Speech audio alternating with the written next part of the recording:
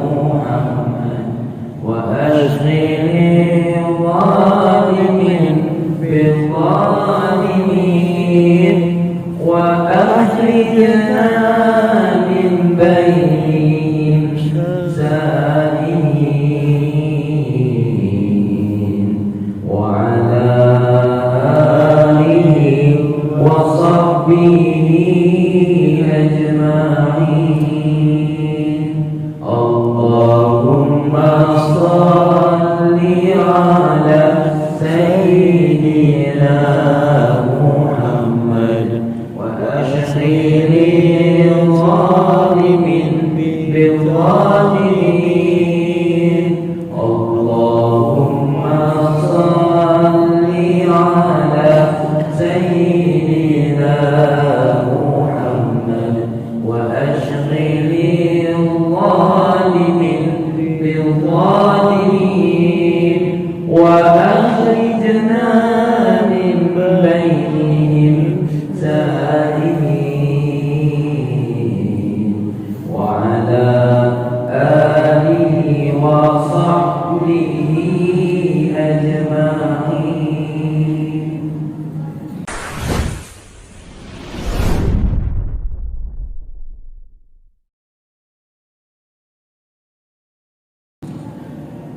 Assalamualaikum warahmatullahi wabarakatuh.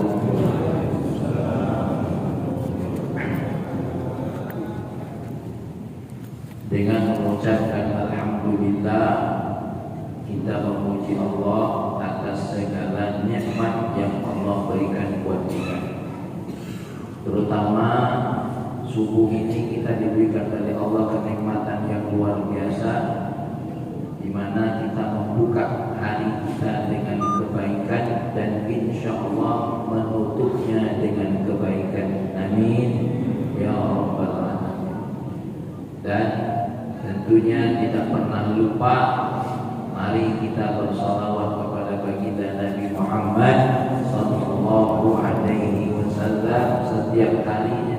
Minimal kewajiban kita bersalawat kepada baginda Nabi itu 5 kali dalam sehari melalui sholat 5 waktu yang kita lakukan. Maka kalau ada orang yang meninggalkan sholat, sejatinya dia bukan cuma meninggalkan kewajiban sholat, tapi juga meninggalkan kewajiban bersolawat kepada baginda Nabi Muhammad sallallahu alaihi wasallam. Ada lagi satu kewajiban yang kalau dia ninggalin sholat, otomatis dia ninggalin kewajiban yang lain. Apa itu? Yaitu kewajiban mendoakan satu sama lain. Di mana di dalam sholat itu kita wajib mengucapkan tahiyat assalamu alayka ayyuhan nabiyyu wa rahmatullahi wa barakatuh. Kemudian apa jawabnya? Assalamu alayna wa ala ibadillahis shalihin.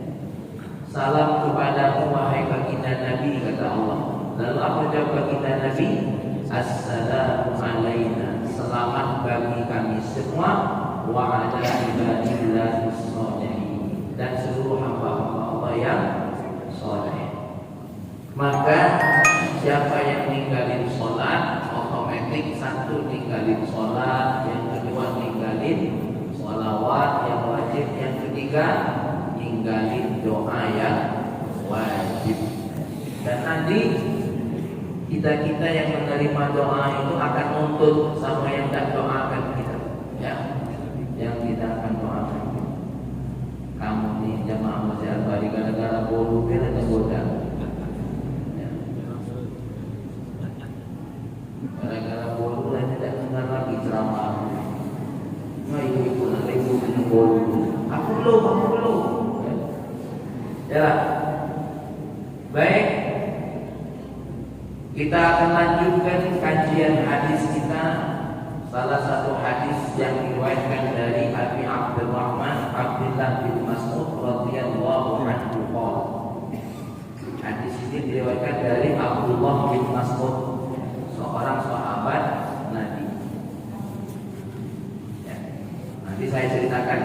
siapa Abdullah bin Mas'ud ini? Dia kita kenal dengan sahabat. Haddatsana Rasulullah sallallahu alaihi wasallam wa huwa shadiqul masduq.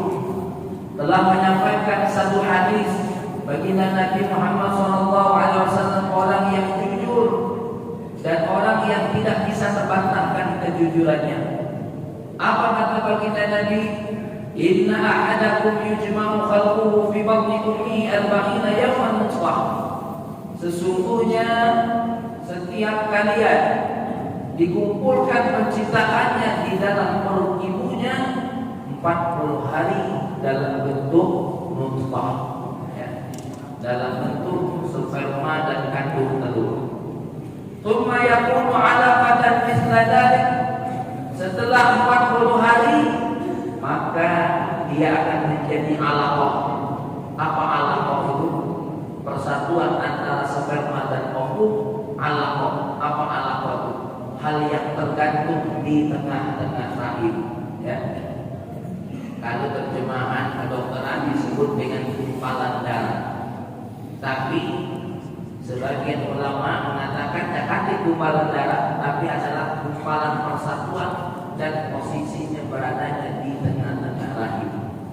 Tsumma yakunu mudghatan, kemudian menjadi gumpalan daging setelah 40 hari lagi. Berapa kali 40 hari? 40 hari pertama, 40 hari kedua. Setelah 40 hari kedua jadi mudghah, jadi gumpalan daging. Tsumma yusallu ilaihi malak, setelah 40 hari ketiga diutus dikirim malaikat, fayanfukhu fihi ruh, maka bertiuplah ruh kepada siapa?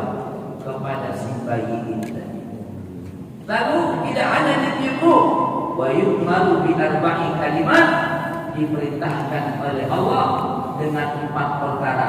Apa 4 perkara itu? Bikadbi rizqihi, Allah catat rezekinya. Wa ajalihi, Allah catat umurnya. Wa amalihi, Allah catat amalannya. Wa syaqiyyun aw sa'idun, dan ditentukan oleh Allah ini orang beruntung atau orang yang merugi. Fa walladzi la ilaha ghairuh, sumpah demi Allah, inna ahadakum la ya'malu bi 'amali ahli jannah. Sesungguhnya di antara kalian ada yang mengamalkan amalan ahli surga, hatta ma yakunu bainahu wa bainaha illa dirham, dan amalan ketika dia mengamalkan amalan ahli surga seolah-olah jaraknya dengan surga tinggal sehasta. Yasbiqu alaihi kitab, tapi ketentuan Allah lain. Wa ya'malu bi 'amali ahli nar, kemudian dia melakukan amalan ahli neraka, fayadkhuluha, maka dia masuk api neraka.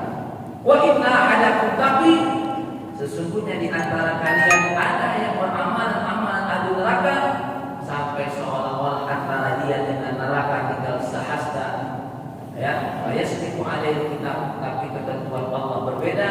Wa ya'malu bi 'amali ahli jannah fayadkhuluha, kemudian menjelang matinya dia beramal amalan ahli surga, maka Allah Subhanahu wa taala tentukan dia sebagai ahli surga. Rawahul Bukhari wa Muslim. Nah, ibu-ibu yang dimuliakan oleh Allah, banyak beberapa pelajaran dari hadis ini. Satu, nasihat. Yang kedua, ketentuan hukum, ya. Beberapa hal ketentuan hukum di sini nanti akan kita bahas. Tapi sebelumnya saya akan bahas dulu tentang Abdullah bin Mas'ud. Abdullah bin Mas'ud ini sahabat Nabi yang badannya paling kecil. Bahkan daging dengan tulang itu sangat kelihatan, sangat tipis dagingnya, ya, sangat tipis. Sebagian riwayat mengatakan tingginya Abdullah bin Mas'ud itu tidak sampai 1 meter. Tingginya tidak sampai 1 meter.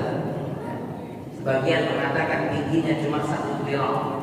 1 dhira'a itu kalau tengok di kamus tingginya cuma 46 cm. Saking kecil. Tapi intinya ini kan perkiraan, karena banyak orang yang melihat dari jauh, ya. Maka beliau intinya tidak sampai 1 1 meter. Ada satu cerita Abdullah bin Mas'ud ini ketika mau mengambil siwak, ya, mengambil siwak saking tipisnya di badan, ngambil kayu siwak agak menjolok badan, ditiup angin nyampak, ya, ditiup angin nyampak dan bajunya tersingkap kecil. Ini nama-namanya tuh betisnya kecil ini ya. Sahabat Nabi tertawa. Sahabat Nabi apa? Tertawa. Lalu Nabi bertanya, apa yang kamu ketahui? Apa yang kamu ketahui dari Nabi? Dari Abdullah bin Mas'ud tahu. Marah bagi Nabi. Kamu tahu ya apa dari Abdullah bin Mas'ud itu? Iya ya Rasulullah, maaf. Ya, ternyata di kalangan sahabat itu biasa cukup nengok siapa? Nengok wong yang agak aneh itu ketawa itu biasa. Ya, sama cakap mawar lah, nengok wong tahu. Ya. Nabi ditegur oleh Nabi, apa yang kamu ketahui dari Zabur? Apa yang kamu tertawakan dari Zabur? Abdullah bin Mas'ud apa? Iya ya Rasulullah, kami nengok betisnya itu kecil sekali. Apa kata beliau? Lihat, dialah orang yang paling berat timbangan kebaikannya nanti di akhirat. Jadi yang model Oma ini walaupun berat, apalagi cakap kuyuh, tegak oleh tidak wow, kaki di akhirat belum tentu ya timbangannya lebih berat. Ini jawaban Nabi untuk orang yang mentertawakan siapa? Abdullah bin Mas'ud. Nah, tambah sedikit, ada keajaiban hebat cara Abdullah bin Mas'ud masuk Islam. Abdullah bin Mas'ud ini, ya, sebagaimana para sahabat yang lain, semuanya tadinya belum beragama Islam. Ini ada satu keajaiban, ya. Ini diceritakan dari Uqbah bin Abi Mu'ayyid. Faqala lahu, ya ghulam, hal innaka min labanin tasqina. Satu hari Nabi itu kepengen minum susu kambing. Lalu Nabi tengok ada orang yang kecil ini tadi, Abdullah bin Mas'ud, dipanggil, hei anak kecil, kamu punya enggak susu yang bisa saya minum? Qala na'am, saya punya ya Rasulullah, walakinni muqtahin, ya, tapi saya ini namanya suruhan wong, ada jaminan, jadi tidak bisa minum susu sembarangan. Karena kalau minum susu sembarangan berarti apa? Maling. Nah sekarang kalau susu terjadi di mana-mana. Ini maksudnya susu kambing, bukan susu yang lain. Aku tidak bisa minum susu ini kenapa? Karena aku ini melihara punya orang. Terus kata Nabi, sudah ini aja. Hal innaka jaza'atun lam yanzu 'alaiha al-fa'lu. Coba ada kambing yang belum melahirkan? Kan kalau kambing belum melahirkan tentu belum ada apa? Belum ada susunya. Kaget Allah dimasuk cakap. Nabi ini kata nak minum susu, tapi minta kambing yang belum hamil. Tentu dah kata susunya. Lalu kenapa? Nabi nak kalah minum dari apa? Susu kambing yang milik orang lain. Lalu sama siapa? Sama Abdullah bin Mas'ud didatangkan seekor kambing, seekor jadaah yang belum ada susunya. Kenapa? Belum ada janinnya dalam perutnya. Akhirnya apa? Susu ini diusap oleh baginda Nabi, diusap. Akhirnya Rasulullah nyuruh Abu Bakar untuk apa? Memeras kambing tadi, ya, sehingga apa? Sehingga keluarlah susu. Kaget Abdullah bin Mas'ud. Waduh, mukjizat Nabi Muhammad SAW. Lalu apa perintah baginda Nabi setelah minum susu? Abu Bakar sudah minum susu, Nabi sudah minum susu. Nabi perintahkan kepada kambing tadi, wahai kambing, kembalilah seperti semula, engkau tidak ada susu. Saat itu Abdullah bin Mas'ud meres-meres tak ketik susu. Maka yang main peros-peros baik, ya. Ini baginda Nabi khusus. Amunya aku ngomong banyak susu, otaknya lebih mana baik. Nah, jadi Bahtiar. Nah, itu Muhammad Bahtiar. Tahu. Ya. Gara-gara baginda Nabi menunjukkan mukjizatnya pada seekor kambing yang belum ada janinnya, belum ada susunya. Saat itulah Abdullah bin Mas'ud masuk Islam. Ya. Jadi ibu-ibu, terlalu banyak baginda Nabi itu menunjukkan apa? Menunjukkan ya, kehebatannya dan buktinya sebagai baginda Nabi Muhammad sallallahu alaihi wasallam. Baik, masih banyak diceritain Abdullah bin Mas'ud, tapi saya tidak kalah menghabiskan waktu ya di dalam cerita yang ayo Ustaz dengan sarapan dulu. Apalah masalahnya? Baiklah, masuk ke dalam hadis. Apa kata baginda Nabi? Ibu-ibu, seorang manusia itu salah satu prosesnya berada dalam perut ibunya, ya. Berada dalam perut ibunya.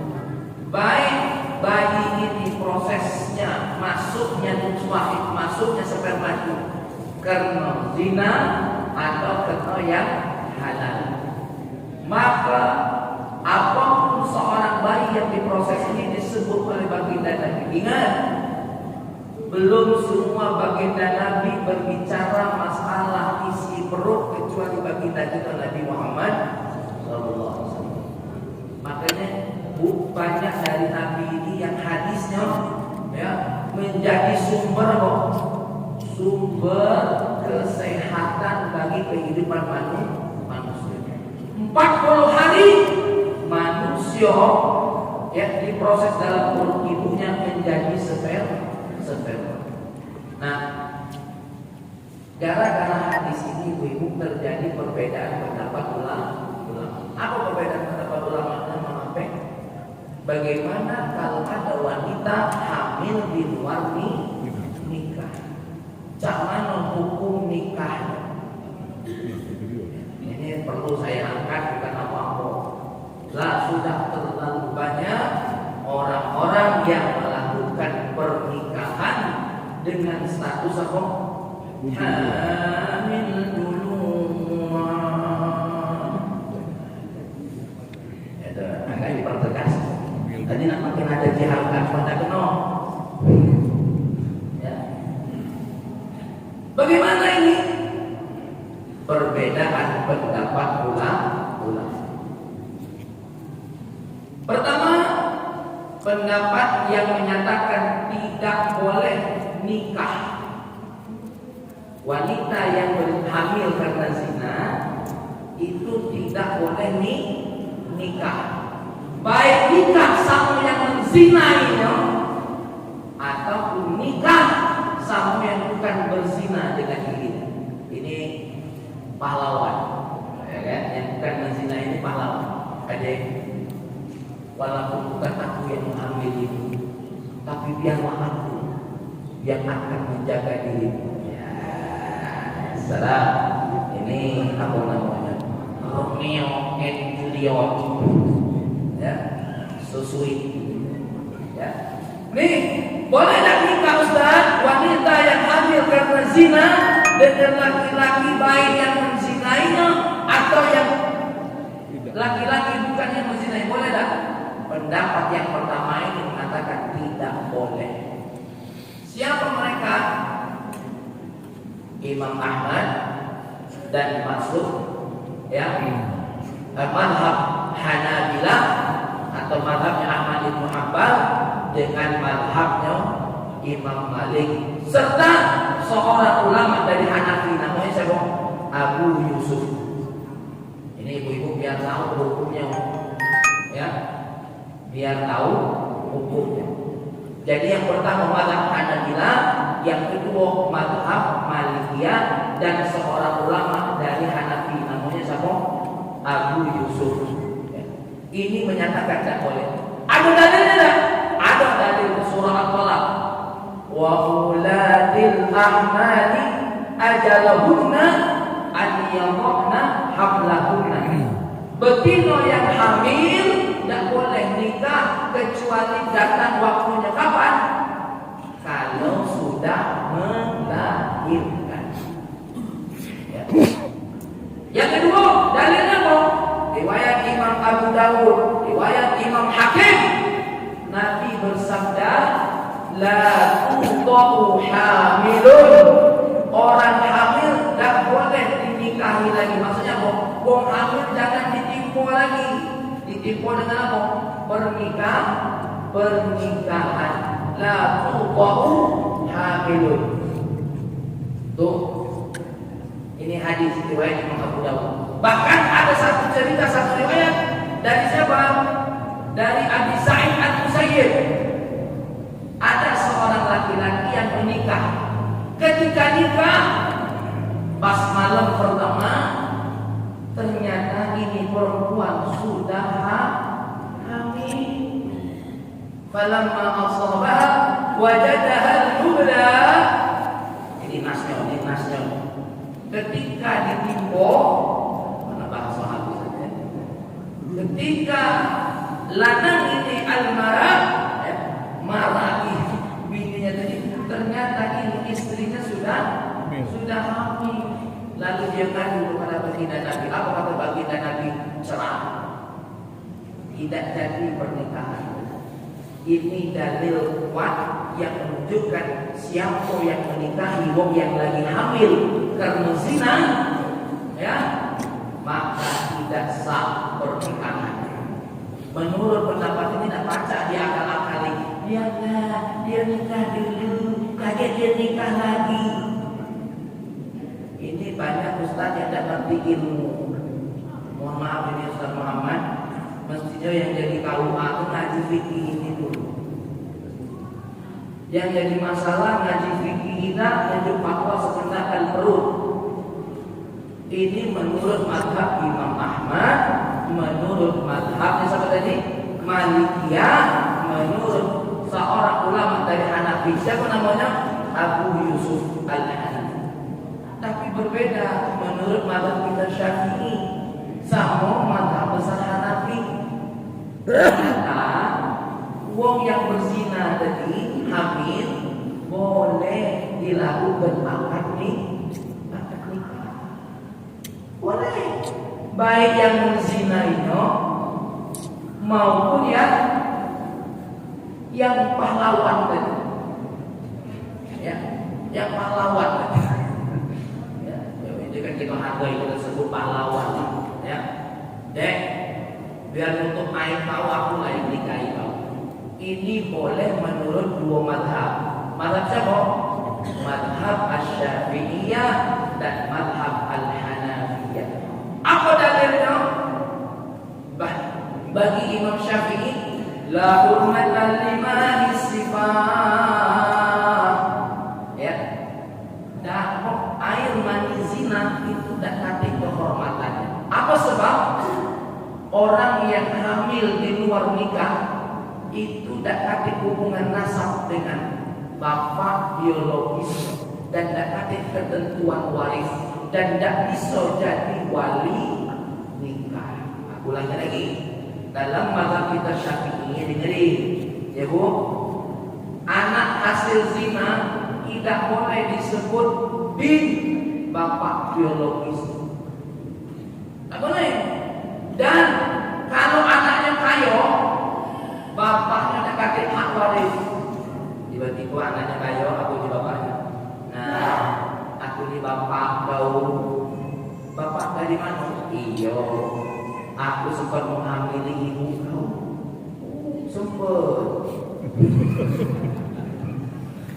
Sempat. Nah, kau anak aku, ya. Jadi jangan harta-harta dikatakan waris. Nah ini bapaknya lemah lewe. Atau sebaliknya, bapaknya kaya, meninggal, si anak tidak punya hak waris. Pas nikah, si bapak biologis tidak bisa jadi wali. Ini mohon maaf ibu-ibu ya, saya ini agak sedikit tegas. Ini masalah hukum Allah. Tapi saya ini wongnya jujur. Kalau ada ulama yang membolehkan, aku sebut. Ada ulama yang tidak membolehkan, aku sebut. Karena ilmu itu tidak boleh sifat-sifat. Apalagi ini berdasarkan hadis Nabi. Memang dua mazhab tidak pakai hadis Nabi. Kalau diperbolehkan. Apa kata beliau? Al-waladu lil firash walil ahir lil waladi. Al-firash walil ahir, al-waladu lil firash walil ahir al-ajal. Seorang anak itu tergantung siapa yang menghamili ibunya. Ya, artinya suaminya. Maka anak itu milik suami. Tapi bagi si penzina tidak miliki apa-apa, tidak miliki begitu, tidak miliki anaknya. Apa yang dimiliki oleh penzina? Batu rojak, al-hajar, itu yang dimiliki. Ya, ini bukan apa-apa. Supaya kita ini lepas bala Indonesia. Amin. Amin. Amin. Harus ada yang berani ngomongin kalau zina ini haram. Karena perzinahan yang mohon maaf ada perilah para hotel, para masjid. Dekat sinilah. Nah, dekat sinilah. Ayo berejo, komape, pengurus masjid. Ya, makanya tak apa-apa nih pengajian. Yang repotnya dekat aparat hukum loh tempat ahli berzina ini. Tidak mungkin orang yang punya wewenang untuk mengintel, untuk mengawasi tempat zina tidak tahu kalau itu tempat zina. Apalagi marah lagi dekat water pump situ. Lah sudah lagi terbangun viral videonya di mana-mana. Tidak mungkin wong yang punya wewenang hukum tidak tahu itu. Kita wong masjid dia lagi tahu. Ya, mulai arah itu lah serius kalau.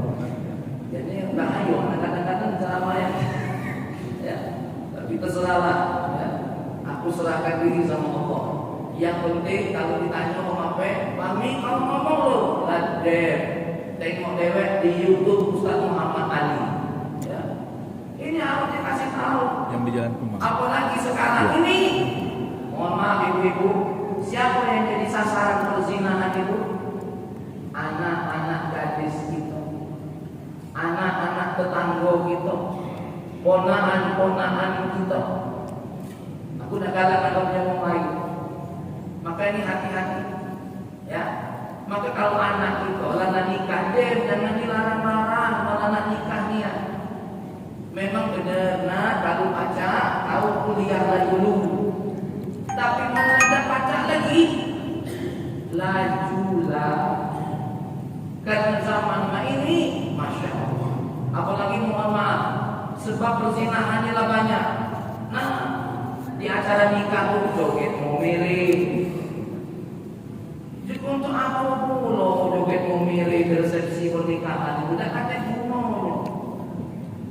Tapi kadang-kadang aduh, nah disengaja kan uji MC-nya tadi. Baiklah, sebelum berdoa. Iya, sebelum berdoa kita undang ibu-ibu untuk memilih. Salam. Tersinggung-tersinggung-lah. Akulah ngomong. Ya. Maka berani mungkin tak berani ngomong. Dia mau aku, ngomong demi aku yang nanggonya. Ya.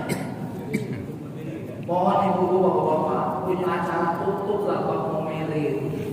Ditambah lagi joget terbaru, joget buayo. Siaman. Tolong Pak Ustaz Muhammad ya. Siaman joget buayo. Ditambah lagi yang terbaru nih. Buayo. Tersinggung apa?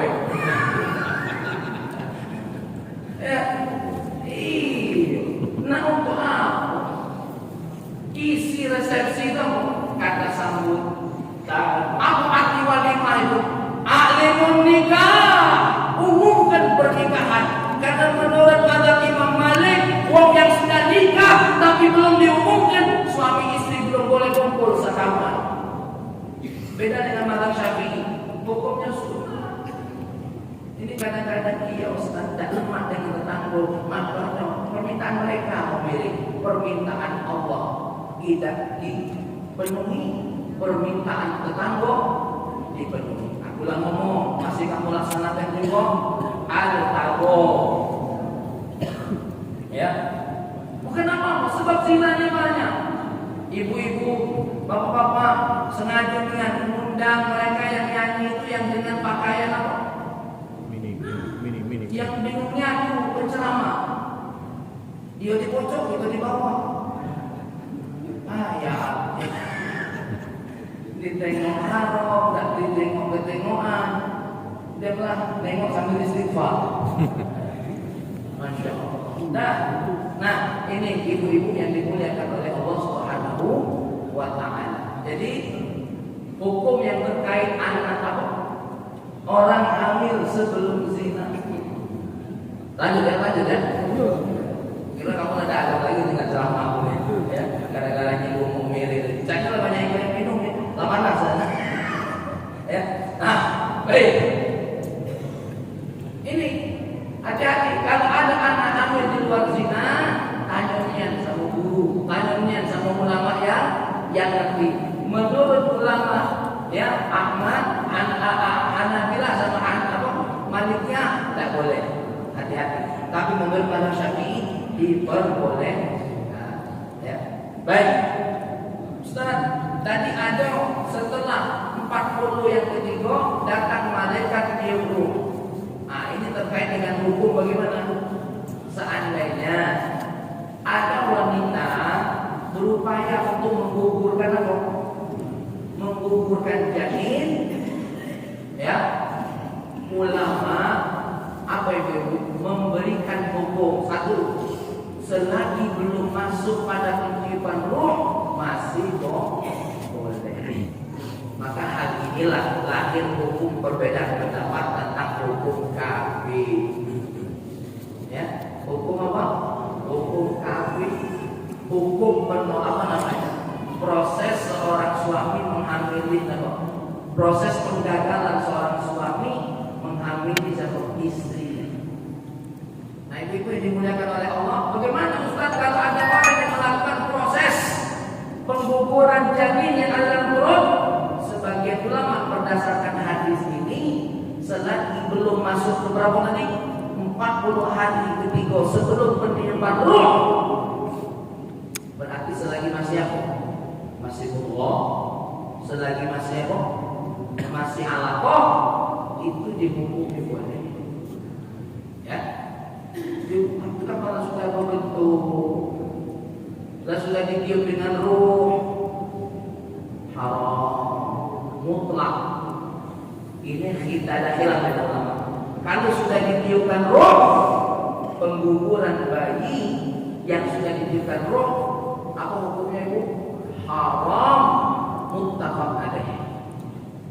Yang khilaf itu maka berani sebelum ditiupkan roh. Walaupun aku contohnya nak ditiupkan roh, nak tak ditiupkan roh, upaya untuk menggugurkan janin, saya tetap menyatakan tidak boleh. Ya. Ibu-ibu yang dimuliakan oleh Allah, perkara-perkara seperti ini memang kita harus tahu. Ya, kenapa? Karena sekarang ini sudah akhir zaman, sudah terlalu banyak hal ini terjadi. Apalagi banyak orang yang buat apa namanya? Ya. Tempat aborsi. Ini aborsi itu jadi pekerjaan sekarang ini. Berani berapa? Ingat, yang mengaborsi bayi yang sudah ditiupkan ruh, hukumnya sama dengan pembunuh. Ya, ibu yang punya janin, yang bantu teko yang proses eksekusinya, pembunuh. Tapi biasanya yang aborsi ini yang bagaimana? Yang bagaimana ibu? Yang memang hamilnya di luar nikah. Kalau yang di luar nikah, kalau yang hamilnya karena nikah, ya, dia tidak akan mungkin menolak apa? Kehamilan. Bahkan kehamilannya ini ditunjuki kemana-mana. Lihat ini, ya, suaminya itu bangga. Kenapa? Yes. Berarti lanangnya dia itu. Kenapa? Karena memang hasil yang sah. Itu sama seperti bapak-bapak, ada polisi di depan itu bawa mobil SIM lengkap, STNK itu, pajak itu, beda, tidak ada masalah. Oh itu gagalnya. Nah, lewat. Nah, sama uang yang hamil karena nikah.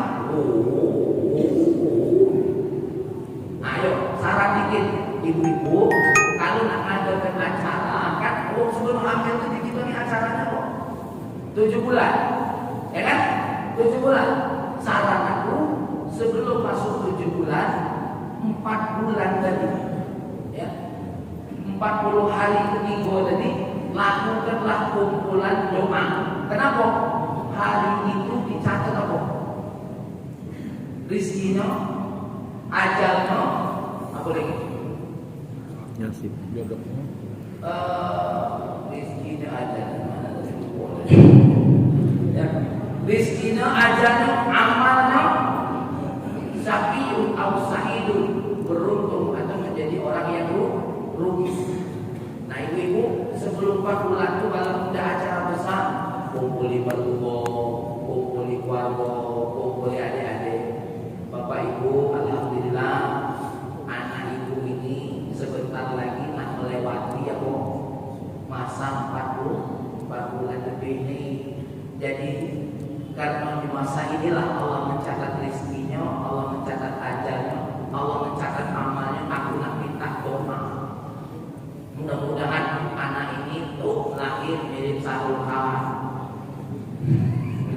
rezekinya tuh korup, harta korup, tapi imannya jangan, ya.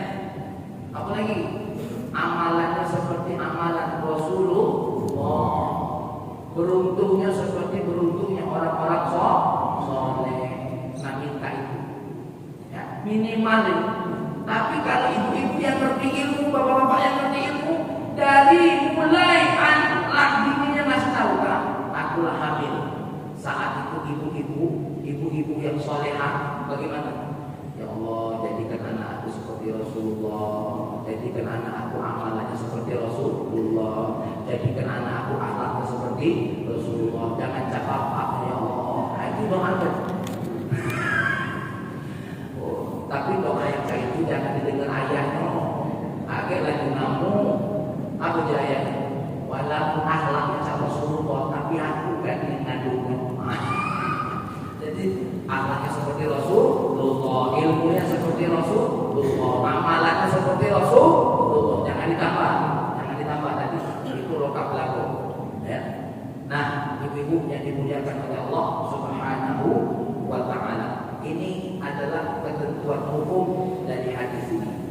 Sebagai terakhir, ada nasihat dari hadis ini. Apa nasihat dari hadis ini?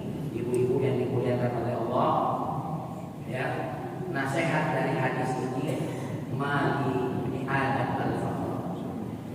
Manusia yang ada di muka bumi ini tidak akan berhak untuk membangga-banggakan. Apa sebab? Karena kita ini berasal dari nutfah, berasal dari air yang hina. Ini ada satu cerita, ya, sebagai penutup. Ada anak-anak orang hebat, ya, namanya Muhallab, putra-putranya Muhallab. Kemudian putra-putra Muhallab ini bertemu dengan Malik bin Dinar. Lalu Malik bin Dinar ngasih nasihat sama anak-anaknya Muhallab. Anak-anak Muhallab, lau tarabbal khuyala'a lakana ahsana dzalika. Kalau kau meninggalkan kesombongan itu jauh lebih baik. Apa kata anak-anak Muhallab tadi? Ama ta'rifuni, apa kau dah tahu dengan aku? Faqala wallahi a'rifuka ma'rifatan jayyidah. Aku tahu niat siapa kau sebenarnya. Awwaluka nutfatun mudirrah. Kamu ini awalnya adalah air sperma yang menjijikkan. Wa akhiruka jifatul qadirah. Nanti kalau kau mati, kau jadi bangkai yang busuk. Wa anta ma'adhalika tahmil Allah. Tapi sebelum mati ingat, isi perut kau kotoran banyak. Kalau bahasa kita ini kasarnya, isi perut kau itu DA. Walaupun baju kau berjuta-juta, walaupun tas yang di pundak kau berjuta-juta, isi perut kau tadi DA. Jangan diterjemahkan deh. Ya. Belum lagi isi perut, keringat gitu, Coba ibu bagi-bagi coba. Mendak bau perut, masya Allah. Ibu, wa anta ma'adzalika tahmilul hadara fa'arfal fata rasahu wa kafa'a makanan. Dinasehati seperti itu tadi oleh Malik bin Dinar, kepalanya nunduk, malu dulu dia. Ternyata anak yang menghalang ini walaupun sombong masih ada iman. Apa? Buktinya dinasehati masih galak. Nah kita ini kadang-kadang dinasehati itu terus nak apa kau? Nah, ada yang jahit dong? Lama deh? Alhamdulillah. Ya, kalau jangan-jangan yang jahit itu aja malah yang makan bolu tadi. Jalan, baiklah. Ya, kamu yang jangan marah itu kamu yang. Aku nanti tengok aku itu yang nanti lah gitu ya. Baiklah, itu tadi yang dapat saya sampaikan. Mohon maaf semuanya ibu-ibu, kami hanya menyampaikan hukum Allah. Kalau ada yang berkenan, alhamdulillah. Kalau tidak ada yang berkenan, barikum minat lima. Aku bebas daripada tuntutan Allah Subhanahu wa Ta'ala. Ya, karena seorang orang yang seperti kami, kalau tidak menyampaikan kebenaran, nanti akan dituntut oleh Allah. Aku lebih baik dikatoi oleh kamu daripada aku dituntut oleh Allah. Maka berani nak ngatoi yang katoilah, apa nak ngatoi yang katoilah. Tapi aku paling tak kalah kaget dituntut oleh Allah. Kamu yang makan bolu nak ngatoi yang katoilah, ya. Tapi aku tak kalah dituntut oleh Allah Subhanahu wa Ta'ala. Allahumma salli wa sallim ala Sayyidina Muhammad wa ala ali Sayyidina Muhammad. Ya Allah, jauhkan anak-anak kami dari persinahan ya Allah. Jauhkan mereka dari pergaulan bebas ya Allah. Selamatkan mereka ya Allah. Keturunan-keturunan kami terus ya Allah. Ya Allah, kalau memang kami pernah melakukan kesalahan, terima taubat kami ya Allah. Terima taubat kami ya Allah. Ampuni dosa-dosa kami ya Allah. Dan jangan berikan kami pengulangan atas dosa-dosa yang sudah kami lakukan ya Allah. Jagalah negeri Lubuk Linggau ini khususnya ya Allah, dari perzinahan yang tersebar dimanapun berada ya Allah. Dengan segala kekuatan-Mu ya Allah, tempat-tempat zina di kota Lubuk Linggau ini tutup ya Allah. Ya Allah ya Rahman ya Karim, berikan taubat dan buka pintu rezeki bagi mereka-mereka yang mau lari dari perzinahan ya Allah. Ya Allah, buka hati mereka yang punya wewenang hukum ya Allah untuk melakukan tugasnya ya Allah. Ya Rahman ya Karim, jangan Kau tutup hati mereka hanya karena 2 amplop, 3 amplop. Mereka menutup mata daripada perzinahan yang tersebar di Lubuk Linggau ini ya Allah. Datangkan kepada kami pemimpin yang lebih baik dari sebelumnya ya Allah, yang bisa memberikan kemajuan yang lebih maju dari sebelumnya ya Rahman ya Karim. Ya Allah ya Rahman ya Karim, kami minta yang duduk di masjid ini ya Allah semuanya menjadi ahli surga ya Allah. Semuanya mendapat syafaat baginda Nabi-Mu ya Allah. Terimalah amalan subuh kami dan terimalah doa-doa kami. Dan yang bersedekah makanan yang kecil dan besar semuanya diangkat oleh Allah derajatnya ya Rahman ya Karim. Rabbana atina fid dunya hasanah wa fil akhirati hasanah wa qina adzabannar. Alhamdulillahirabbil alamin. Mohon maaf ada kata-kata yang khilaf. Jumpa demi Allah kalau buruk dari saya, kalau baik dari Allah. Assalamualaikum warahmatullahi wabarakatuh.